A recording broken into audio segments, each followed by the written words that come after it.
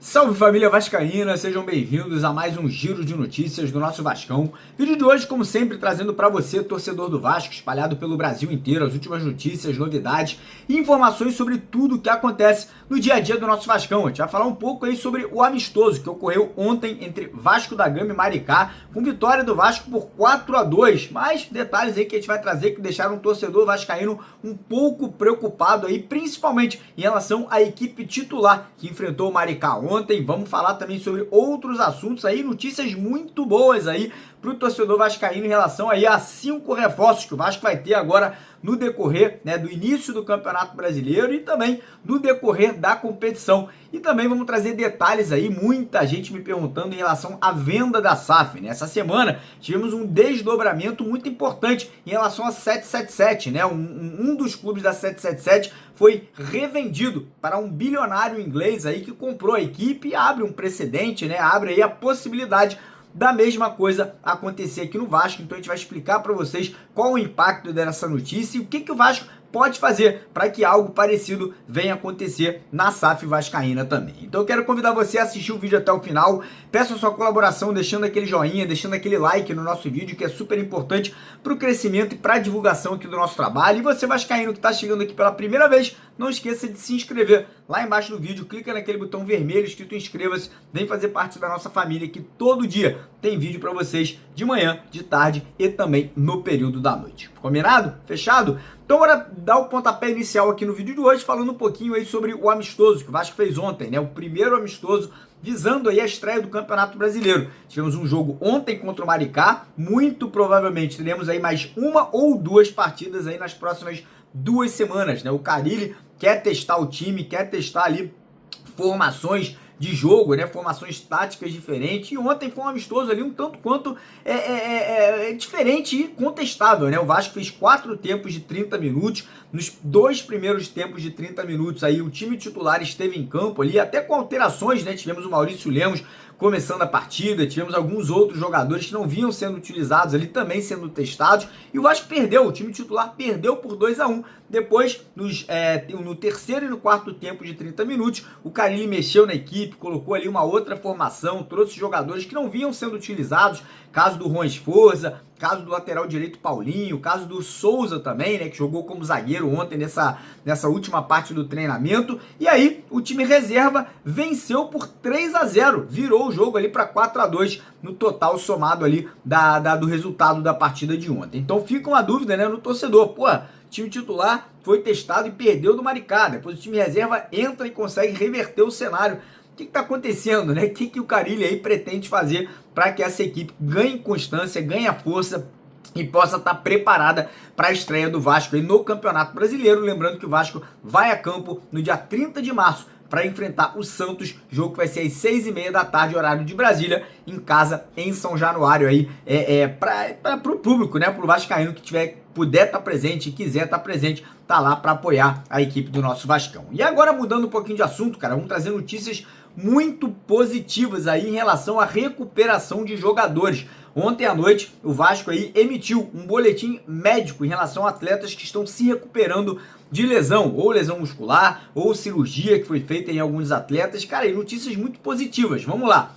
Vasco falou primeiro sobre Adson e Estrela, né? O Adson e o Estrela que já vem se recuperando de uma lesão aí, o Adson uma lesão na tíbia, o Estrela uma lesão no joelho desde o ano passado, e os dois estão ali praticamente liberados, já vem treinando aí normalmente com o grupo, né, com o restante do elenco de forma parcial, não de forma integral, mas a ideia do departamento de futebol, né, do departamento médico do Vasco, é que os 2 atletas possam estar prontos, né? Já possam estar ali disponíveis ao Carille para estreia do Campeonato Brasileiro. E o Adson, como a gente sabe, ano passado foi uma peça super importante naquele melhor momento do Vasco na temporada, né? O Vasco vencendo muitos jogos ali, o Adson, o David ali jogando ao lado do Verratti, e essa volta do Adson talvez possa trazer um ganho técnico e um ganho tático muito grande aí para a equipe do Carille. Os dois aí já participando normalmente das atividades, não de forma totalitária, mas de forma forma parcial e a tendência é que nas próximas 2 semanas os dois já estejam reintegrados de forma integral ali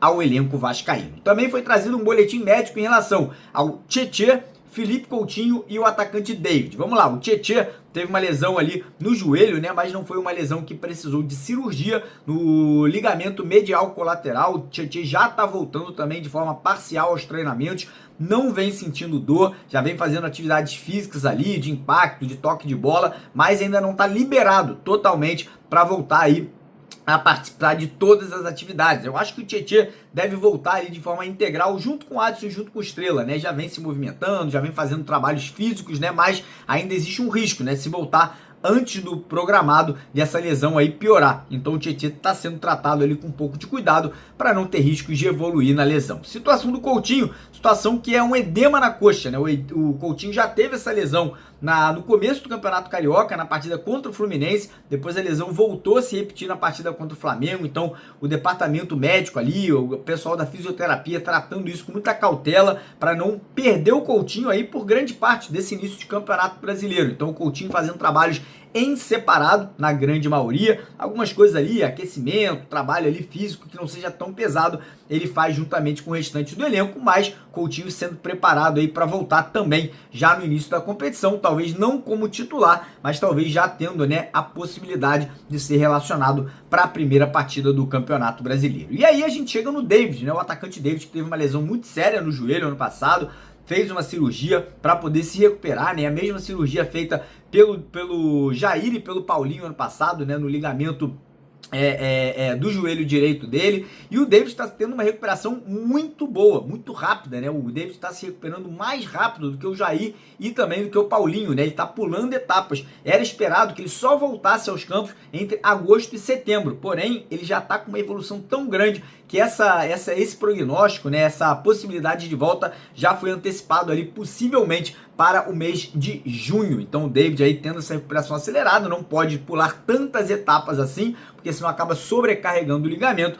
mas notícia muito boa, né? Como eu falei anteriormente, o Adson e o David ano passado fizeram, né, que a evolução do Vasco dentro da competição tivesse realmente aí uma aceleração muito grande. Então a expectativa é que o David também possa estar voltando aí antes do esperado, ali por volta do mês de junho, talvez um pouquinho mais, talvez um pouquinho antes aí esse retorno do David. E agora, seguindo aqui o vídeo, cara, eu vou entrar num assunto delicado e um assunto que muita gente vem me perguntando, que é sobre a situação da revenda do futebol do Vasco. E essa última semana agora, nós tivemos um desdobramento, né, muito importante vinda da Austrália. Você fala, pô, Mário, como assim da Austrália? O que está acontecendo do outro lado do mundo?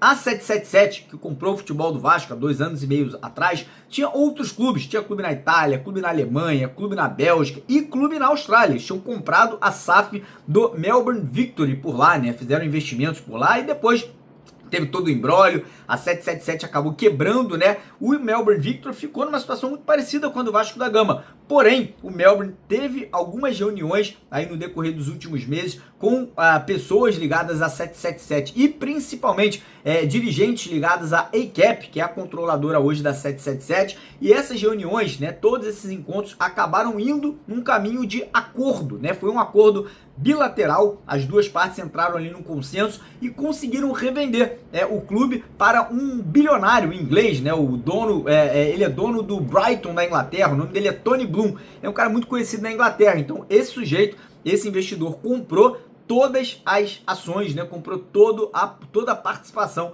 da 777 no Melbourne Victory. Não estou falando que esse mesmo investidor vai comprar as ações do Vasco, mas o que pode e deveria de repente acontecer é o próprio Vasco, clube associativo, através do Pedrinho, que é o presidente, de todas as pessoas em torno do Pedrinho, é tentar se reunir, tentar entrar num consenso, né, num acordo com a 777, para que a gente possa acelerar esse processo de revenda do Vasco, porque se continuar nessa briga judicial, se continuar empurrando os prazos aí, como já vem acontecendo há mais de um ano, cara, o Vasco já está numa briga judicial, né, nesse litígio com a 777 há mais de um ano, e pelo que parece, Se as duas partes não entrarem no acordo, isso aí pode se estender por mais 1, 2, 3 anos e o Vasco ficar nessa situação extremamente complicada aí para que um novo investidor venha comprar as ações e venha tomar conta, né? Vem aí a tomar aí a administração e se tornar aí, né, o dono da Vasco da Gama SAF. Então acho que o Vasco deveria pelo menos se espelhar, tentar entender e de repente copiar, né, esses moldes que foram feitos na Austrália aqui no Brasil,